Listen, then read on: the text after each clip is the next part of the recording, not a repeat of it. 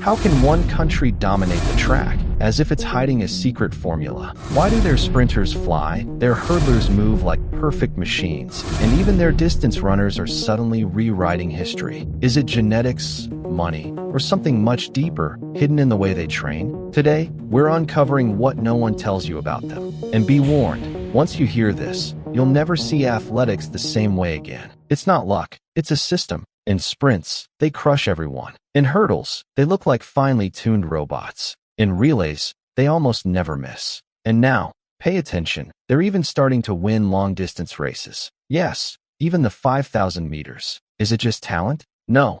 Money without method? Not that either. There's a way of training that almost no one outside the US dares to copy. They compete so often that every race feels like a final. They measure everything: stride, rhythm, recovery. They train strength like sprinters and endurance like distance runners. They polish technique down to the millimeter.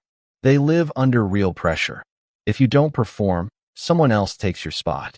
You saw it clearly in Tokyo. Medals, records, epic finals. But this didn't start in Tokyo. It's built over years.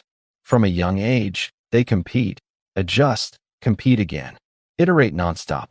Stay with me, because now comes the real part. How they build power without injuries. How they turn technique into free speed. And how you can copy the essentials, starting today. Secret 1. The college system. Everything begins in the universities. Thousands of scholarship athletes. Facilities that look like science fiction labs. And one brutal rule. You only compete if you're among the best on your own team. Every week, there's a meet that matters. Indoor track in winter.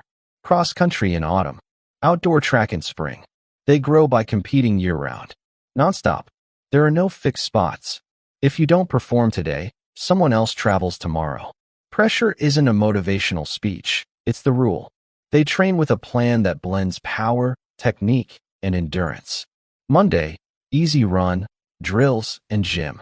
Tuesday, timed intervals, focused on feeling and control. Wednesday, recovery jog and mobility. Thursday, threshold or hill work. Friday, short activation. Saturday, race day. Sunday, long run. And then, back to the start. Every session has a measurable goal. Stride recorded. Posture reviewed. Fatigue tracked. Load adjusted instantly if needed. Nothing left to chance. They have physios on site. Ice.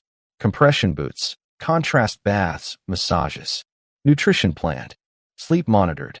Skip recovery, and it shows the next weekend. You're benched. Coaches are hyper-specialized. Sprint, hurdles, mid-distance, distance. They correct microscopic details, starts, foot strike, cadence, arm drive. Those millimeters turn into tenths of a second on the track. The team scores points together. Your time isn't just your time, it's the team's result. That builds rivalry and loyalty at once. It forces you to improve fast. When they need an extra boost, they go to altitude, weeks in Arizona or Colorado to raise red blood cell count. Then back to sea level, and they fly. Genetics? Sure, it helps. But what truly changes the game is this ecosystem. Compete a lot. Measure everything. Recover seriously. Repeat until perfect. This is a constant factory of champions. That's why they show up at major championships with nerves of steel and a base that never breaks. Now that you understand where it all starts, let's move to what multiplies their results. Strength and power like no one else. Secret 2. Strength and power. Here lies the weapon almost no one copies. Strength and power. Their legal doping is called strength, and they use it to run faster, longer, and with fewer injuries. First, the foundation. Glutes and hamstrings. Barbell hip thrusts. Romanian deadlifts. Slow, controlled Nordic curls. When these muscles lead, your stride fires like a spring. Second, unilateral work. Bulgarian split squats. Reverse lunges with dumbbells.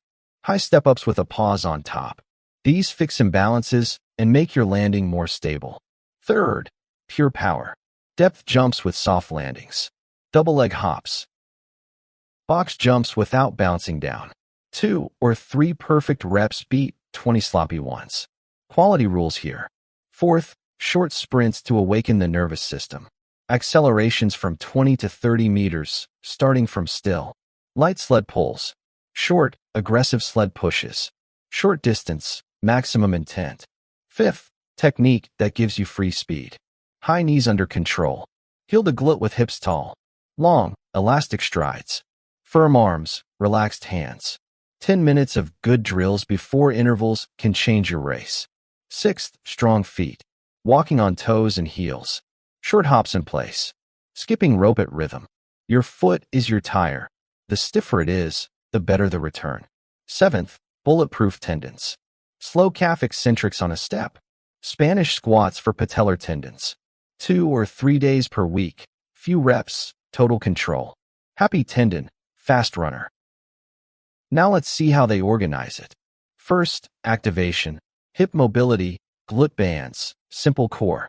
Then main strength or plyometrics, depending on the day. Then, if scheduled, running intervals. Never the other way around. If you want real power. Loads that work. Heavy lifts, 3 to 5 reps, long rest. Builder moves, 6 to 8 reps, perfect control. Power, 1 to 5 explosive reps, always fresh. If technique fades, stop. No exceptions. A typical power day they use, and few others do. Warm up, mobility and drills, 10 minutes. Depth jumps, 3 sets of 3. 20-meter sprints, 5 reps. Light sled drags, for reps. Quick core, shoulder tap planks, 2 sets of 20. Done. 30 minutes that ignite speed. A typical strength day that builds engines. Barbell hip thrusts, 4x5. Romanian deadlift, 3x6. Bulgarian split squat, 3x8 per leg. Nordic curls, 2x3 slow. Calf eccentrics, 2x15. You leave the gym solid, not destroyed. For endurance runners afraid of fatigue. Less weight, more intent. 2 days a week, 20 to 35 minutes. 1 power day before speed intervals. 1 strength day far from your long run. No brutal soreness. No empty heroics. Sustainable progress. Rules that never change. They don't chase pain. They chase measurable improvement. Perfect jump or no jump. Clean lift or no lift. If you're drained today, you cut volume. Tomorrow you'll race better. Why it works? Because strength turns each step into energy that comes back. Because power shortens ground contact time. Because sharp technique adds free distance to every stride. Together, these pieces give you free speed and fewer injuries. That's what separates runners who fly from those who just log miles. Now you know how they build power without breaking down. Let's move to the next secret. Secret 3, Science plus Data. This is what makes American runners almost like scientific projects with legs, science and data. They never run blind. Every step, every heartbeat, every millimeter of their stride is measured, analyzed, and corrected. It starts with biomechanics. High-speed cameras track how the foot lands, how the knee moves, how the hip rotates. What looks perfect to the naked eye, in slow motion reveals energy leaks. A tiny arm swing equals lost tenths on the track. They fix it before it becomes a problem. Then comes physiology. They test lactate mid-session. A quick finger prick tells them if they're in aerobic zone, threshold, or oxygen debt. That tells them exactly when to push, when to back off, and how much rest they need. No running by feel guesswork. Oxygen is tracked too. VO2 tests with masks, graphs, and numbers that look like they came from a space lab. They know how much oxygen enters, how much is used, how much is wasted. Goal: run faster using less air. Daily metrics matter too. Resting heart rate, morning HRV, sleep quality, force plate data from each leg. If something's off, the plan adjusts immediately. Even nutrition is a live experiment. They test which gels digest best, which recovery drinks work faster, which meal timing gives more energy. What others call improvisation, they call controlled trial. A brutal example, Noah Lyles. His explosive start isn't just talent. It's the result of dozens of video analyses, arm angle corrections, and sessions designed for the perfect drive. In the US, the athlete is treated like a Formula One prototype. reviewed, tuned, optimized, until every second is under control. The conclusion? While others train hard, they train smart. That's why they reach championships not just prepared, but programmed to peak exactly when it matters. And what comes next is even more decisive: the competitive culture that forges them into warriors. Secret 4. The competitive culture. In the United States, being good isn't enough. You must be the best, just to earn the right to prove yourself to the world. The famous trials are both cruel and fair. One day, one race, one result. Doesn't matter if you were champion last year, world record holder, or the rising star.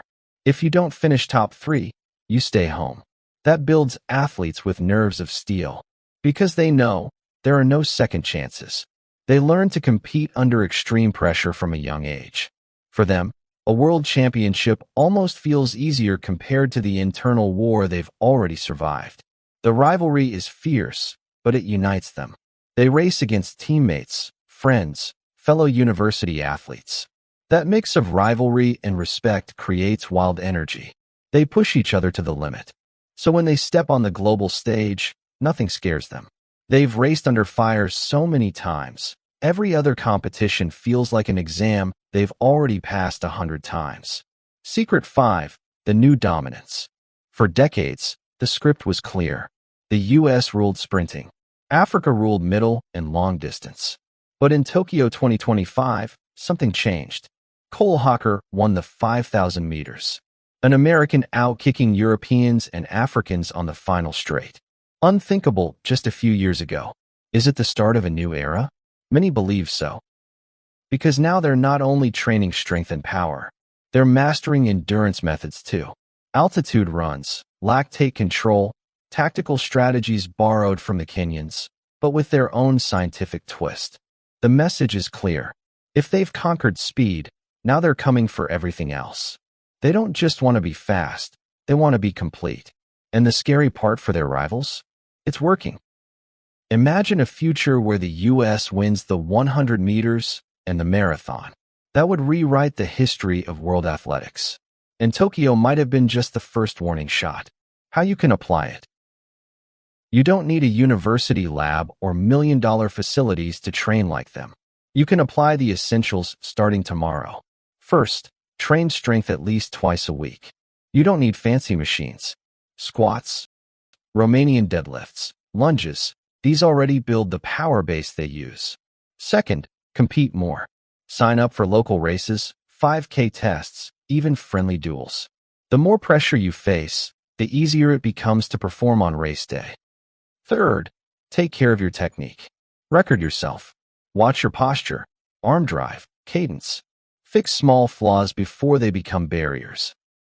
Fourth, use science, even the simple kind. Track your resting heart rate each morning. Note your training paces. See if you're recovering or overreaching. You don't need a lab, just consistency and simple data to guide you. With these pieces, you'll be applying the same principles that turn American athletes into championship beasts. The US has already shown the world what happens when you combine science, strength, and real pressure. It's not magic, it's a system, and you can use it to your advantage. Do you want me to show you in the next video an American workout almost unknown in Europe? One that mixes strength and short intervals to make you faster in weeks? Tell me in the comments. And while you wait, check out this other video with hidden workouts already helping runners around the world get better. I promise, after watching it, your training will never be the same again.